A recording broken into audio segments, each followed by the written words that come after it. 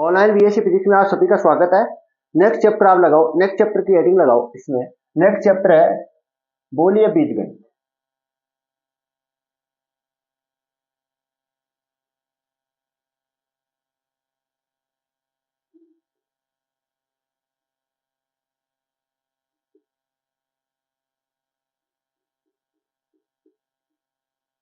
यह next chapter है। Next chapter आपका है बोलिए बीजगणित। नेक्स्ट चैप्टर है बोलिए बीजगणित और इसमें सबसे पहले हम बात करेंगे बोलिए बीजगणित को किससे निरूपित करते हैं। सबसे पहला पॉइंट आप लिखो, बोलिए बीजगणित को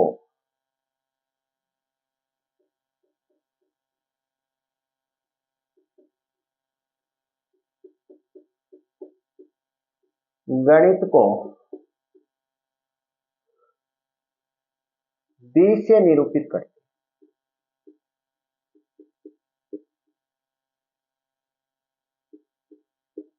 निरूपित करते हैं, बी से क्या करते हैं, निरूपित करते हैं। और बी पर जो संकारक होते हैं वो आपको याद रखने हैं।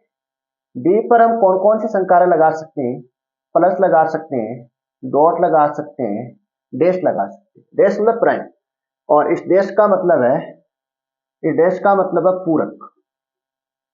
पूरक हमने समूचे में पढ़ा है, पूरक। और क्या लगा सकते हैं इस पर, 1 और 0। ये सारे ऑपरेट हम बोलिए बीजगणित पर लगा सकते हैं। बोलिए बीजगणित और हम क्या क्या ऑपरेट लगा सकते हैं, क्या क्या संकारक लगा सकते हैं। प्लस की संकारक लगा सकते हैं, डॉट की संकारक लगा सकते हैं, डैश की संकारक लगा सकते हैं, 1 की संकारक लगा सकते हैं, और किसकी संकारक लगा सकते हैं, 0 की संकारक लगाते हैं। यहां पर संकारक क्या है, गणितीय नियम है। यहां पर संकारक क्या है, गणितीय नियम है।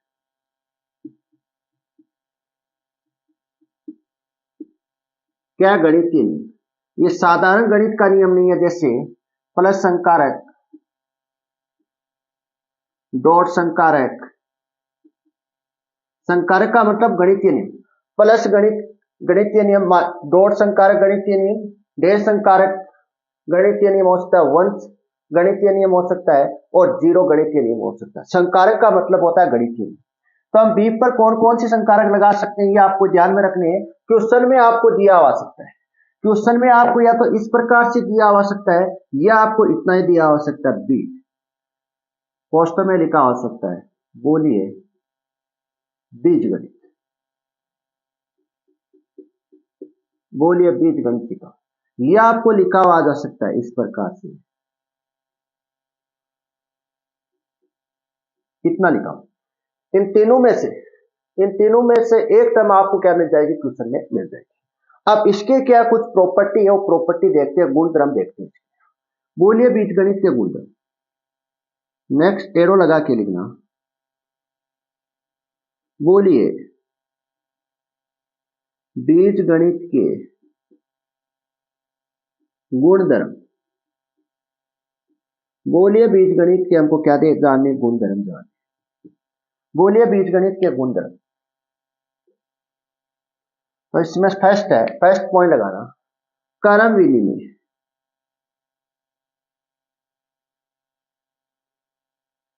क्रम का मतलब क्रम होता है, विनिमय का मतलब होता है अदला बदली। विनिमय का मतलब होता है अदला बदली।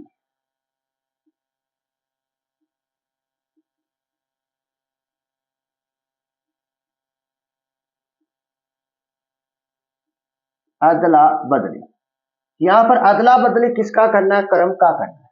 जो अदला बदली है किसका करना है, आपको क्रम का करना है। जैसे a प्लस बी है, इसका अदला बदली b प्लस ए कर देंगे। क्या कर देंगे, b प्लस ए कर देंगे। यहां पर मैंने क्या किया, क्रम का क्या कर दिया, अदला बदली कर दिया। इसको क्या कहा जाता है, क्रम विनिमय कहा जाता है। जैसे a डॉट b है, इसका मैं क्या कर दूं, क्रम अदला बदली कर दूं क्रम का, तो क्या बन जाएगा, b डॉट ए बन जाएगा। इस प्रकार की संक्रिया को क्या कहा जाता है, क्रम विनिमय संक्रिया कहा जाता है। तो इसमें पॉइंट पैस लिखो, a प्लस बी, इसको लिखा जा सकता है, किसके बराबर होता है, a प्लस बी किसके बराबर होता है, b प्लस ए के बराबर होता है। सेकंड लिखो a डॉट बी, ये किसके बराबर आता है, बी डॉट ए के बराबर आता है। इस क्रम विनिमय में आपको किसी प्रकार की क्या नहीं होनी चाहिए, प्रॉब्लम नहीं होनी चाहिए। क्रम विनिमय में आपको क्या नहीं होनी चाहिए, किसी प्रकार की प्रॉब्लम नहीं होनी चाहिए। विनिमय का मतलब होता है अदला बदली। यहां पर हमको अदला बदली किसकी करनी है, यहां पर हमको अदला बदली करनी है क्रम की। जैसे हमने लिखा a प्लस बी, इसका अदला बदली क्या होगा, b प्लस ए हो जाएगा। मतलब a प्लस बी किसके बराबर होगा, b प्लस ए के बराबर होगा। और सेकेंड हमने क्या लिखा, a डॉट बी लिखा है, इसका अदला बदली क्या होगा, इसका अदला बदली होगा b डॉट ए होगा। नेक्स्ट आता है तत्समक। नेक्स्ट आता है तत्समक। यहां पर तत्समक का मतलब क्या है,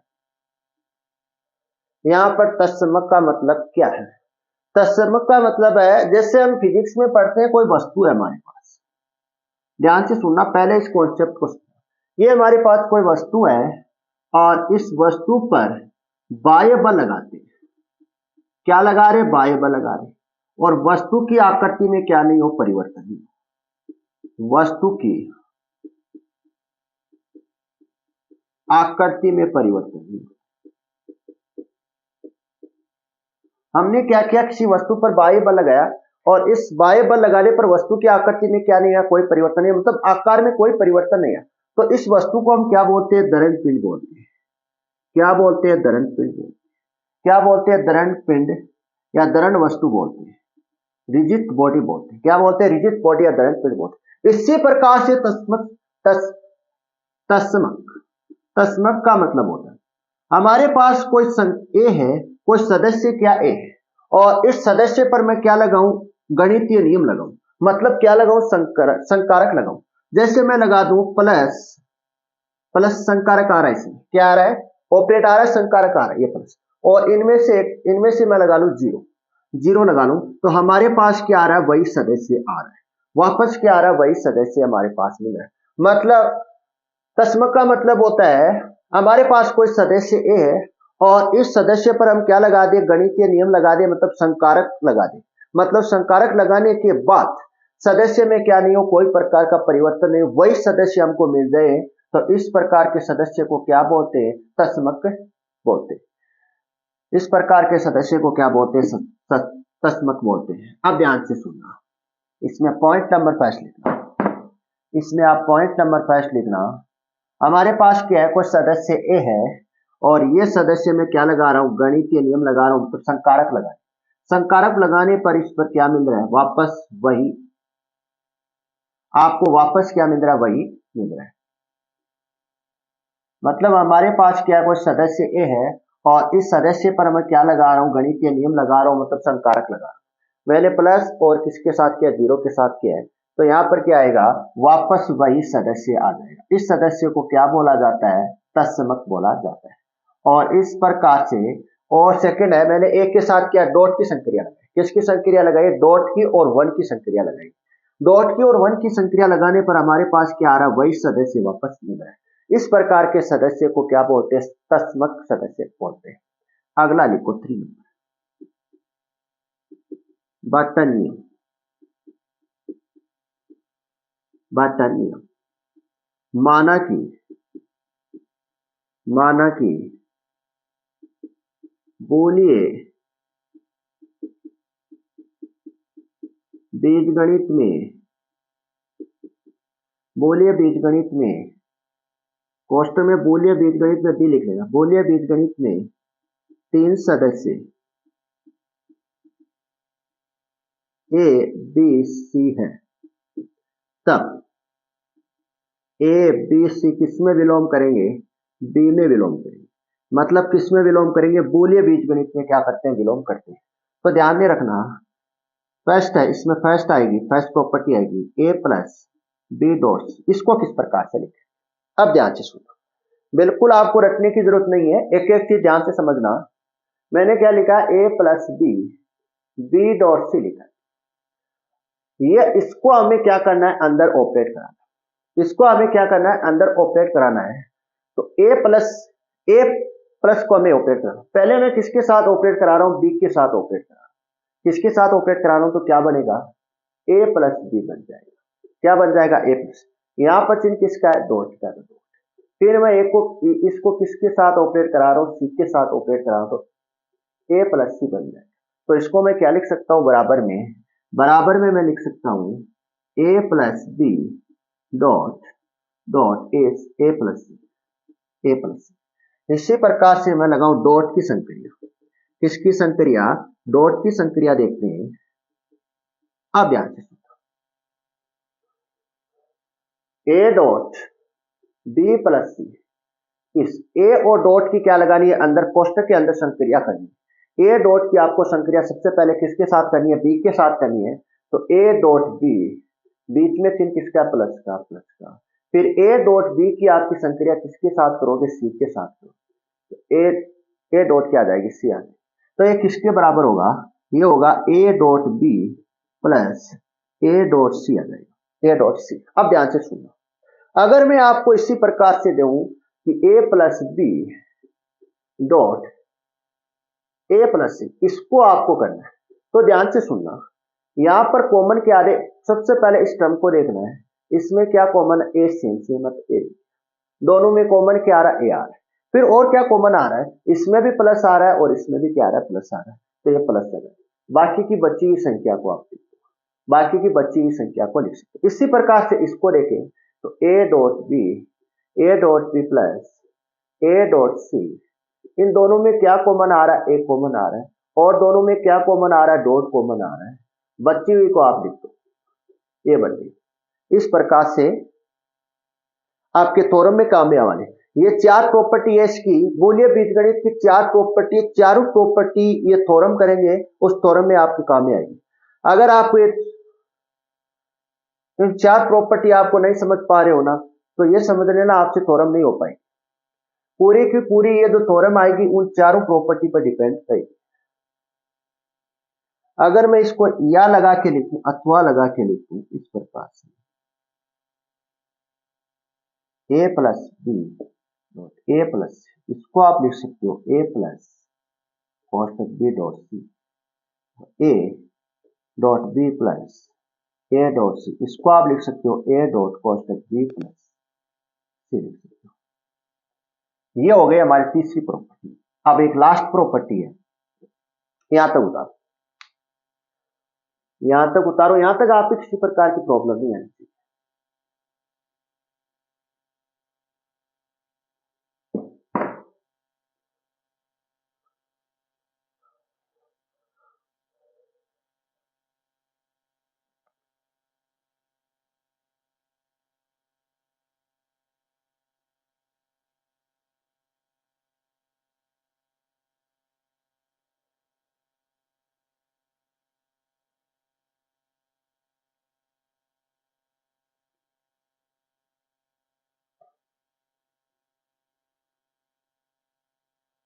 यहां तक आपको किसी प्रकार की प्रॉब्लम नहीं होनी चाहिए।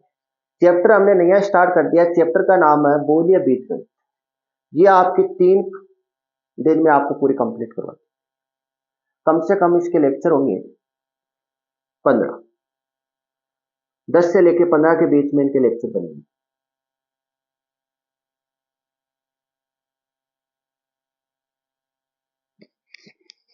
अगला पॉइंट देखना, पॉइंट नंबर 3, पॉइंट नंबर 3 आपको पॉइंट नंबर पॉइंट नंबर 4 है, पॉइंट नंबर 4 है पूरकता का नियम।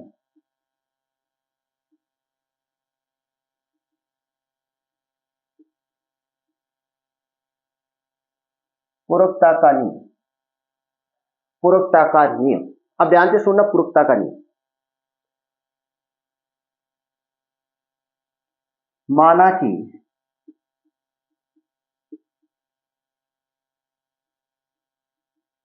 बूलियन बीजगणित में कोष्टक में बी लिख लेना, सदस्य ए है, सदस्य ए है, तब